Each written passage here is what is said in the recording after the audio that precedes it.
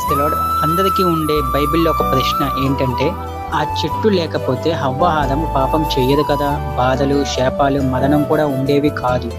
So, ఆ చెట్టు అక్కడ ఎందుకుందని చాలామంది అనుకుంటారు. వాస్తవం ఏంటంటే, ఆ చెట్టు లేకపోతే పాపం ఉండదు.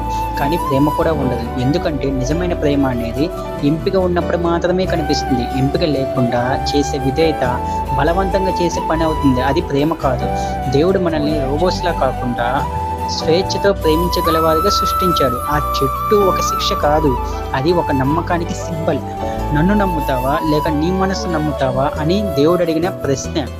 ఇప్పుడు ఒక ఉదాహరణ వినండి. ఒక అమ్మాయి ఒక అబ్బాయిని ప్రేమిస్తుంది. అతను ఇలా అడుగుతాడు, నువ్వు నన్ను ప్రేమిస్తావా? లేక ఇంకెవరినైనా ప్రేమిస్తావా? తనపై నమ్మకం ఉంటే ఆమెకు ఎంపిక ఇస్తాడు. ఆమెకి ఎవరినైనా ఎంచుకునే స్వేచ్ఛ ఉంది. అందులోనూ అతనిని ఎంచుకుంటే అది నిజమైన ప్రేమ. కానీ ఎంపిక లేకుండా బలవంతంగా పట్టుపడితే అది ప్రేమ కాదు. అదొక బంధనం అవుతుంది. అలాగే దేవుడు కూడా మనకు స్వేచ్ఛ ఇచ్చాడు. ఆ చెట్టు ద్వారా మనకు ఆయన్ని ఎంచుకునే అవకాశం ఇచ్చాడు.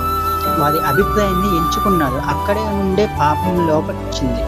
ఆ చెట్టు లేకపోతే బాధ ఉండదేమో, కానీ ప్రేమ కూడా ఉండదు, విశ్వాసం ఉండదు, విధేయత ఉండదు. దేవుడు మనల్ని బలవంతంగా నమ్మించాలనుకోలేదు. మన హృదయంతో ఎంచుకోవాలని కోరుకున్నాడు.